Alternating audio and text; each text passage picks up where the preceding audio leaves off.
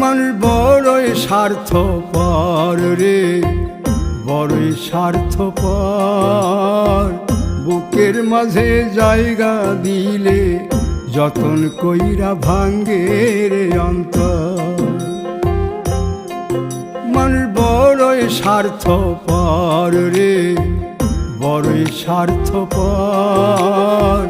বুকের মাঝে জায়গা দিলে যতন কইরা ভাঙ্গে রে অন্তর।